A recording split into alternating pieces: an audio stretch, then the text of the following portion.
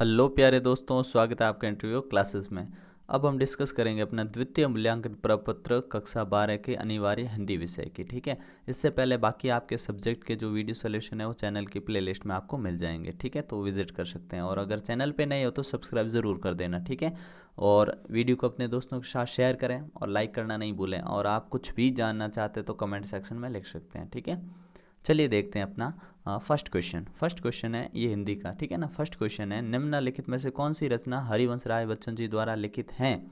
तो देखो, मधु कलश, निशा निमंत्रण, आरती और अंगारे, ये सारे लिखे हुए हैं। तो आप यहाँ पे क्या भर दोगे? ऑप्शन द करेक्ट आंसर है। ठीक है, फिर देखते हैं नेक्स्ट क्वेश्चन है अपना, निम्न में से कौन से कवि का दर्शन हालावादी दर्शन है? तो हालावादी दर्शन किसका है, कौन से कवि का है? तो आप कहोगे हरिवंश राय बच्चन, तो ऑप्शन द करेक्ट कर दोगे इसमें भी।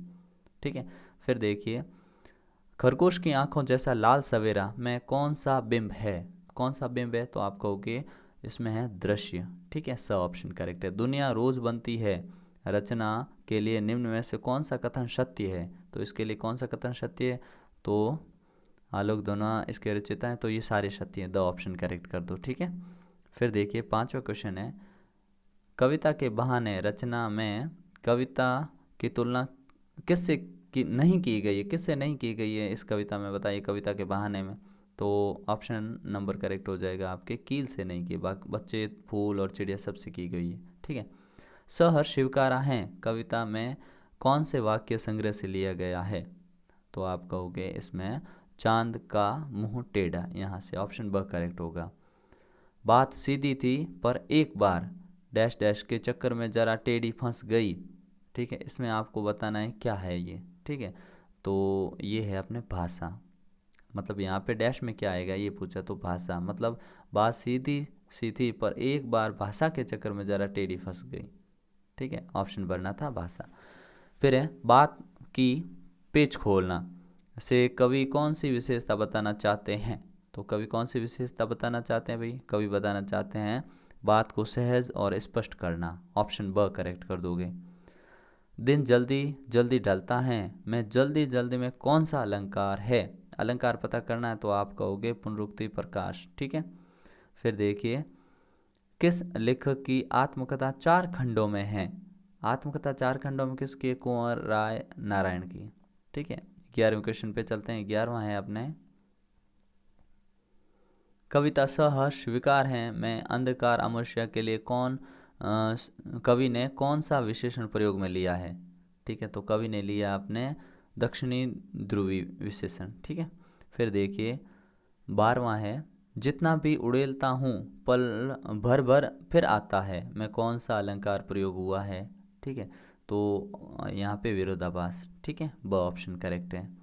फिर देखिए नेक्स्ट है 13वां, जो कुछ भी जागत हैं अपलक हैं संवेदन तुम्हारा, पंक्ति में तुम्हारा सबसे तात्पर्य है?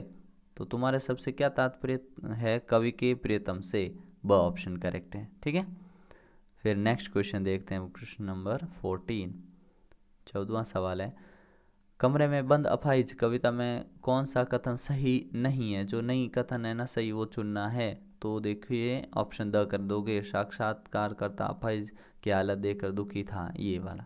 ठीक है, निम्न में से कौन सा उपमान उषा कविता में प्रयोग में नहीं लिया गया? तो 15वें के अंदर आप ऑप्शन करेक्ट करोगे। ठीक है, फिर देखिए, पतंगों के साथ साथ वे भी उड़ रहे हैं, इसके अंदर कौन सा ऑप्शन करेक्ट होगा? तो आप कहोगे कि ऑप्शन ब करेक्ट होगा। ठीक है, बालक का जोश और उत्साह। ठीक है, नेक्स्ट क्वेश्चन देखते हैं, निम्न में से कौन सा कथ्य जो है उषा कविता के लिए सही बैठता है? तो श ऑप्शन करेक्ट कर दोगे, इस कविता की शैली है ना बिंब विधायनी है। फिर क्वेश्चन नंबर 18 है, 18, क्वेश्चन नंबर 18वां है, बाहर से हंसना और भीतर से रोना तथा किसी अज्ञात की यादों में खोना इस अंश में झलक दिख रही है। इस अंश में ना किसकी झलक दिख रही है? तो आप कहोगे कि केवल छायावाद की, केवल रहस्यवाद की, दोनों की। ठीक है ना, तो श ऑप्शन करेक्ट हो गया। रघुवीर सहाय की कमरे में बंद अफाइज कविता उनके काव्य संग्रह डैश से ली गई है। तो कौन सा ऑप्शन करेक्ट करोगे भाई? ऑप्शन। ठीक है, आत्महत्या के विरुद्ध। ठीक है। फिर कविता के बहाने में किस प्रकार की शैली का प्रयोग आप मानते हो, तो 20वें के अंदर श सही करोगे, व्यंजना प्रधान कथन शैली। ठीक है, ये यहाँ पे कंप्लीट हुआ। हो सकता है इसमें एक दो आंसर मिस्टेक हो गया हो, ठीक है ना, तो कमेंट सेक्शन में ज़रूर बताइएगा कोई आंसर आपको चेंज लगे तो। ठीक है, मिलते हैं नेक्स्ट पार्ट में। और इंग्लिश का बेहतरीन ढंग से 100% एक्यूरेट सोल्यूशन भी डाल दिया, आप देख सकते हैं। ठीक है, तो मिलते हैं नेक्स्ट पार्ट में, तब तक के लिए गुड बाय, जय हिंद, जय भारत।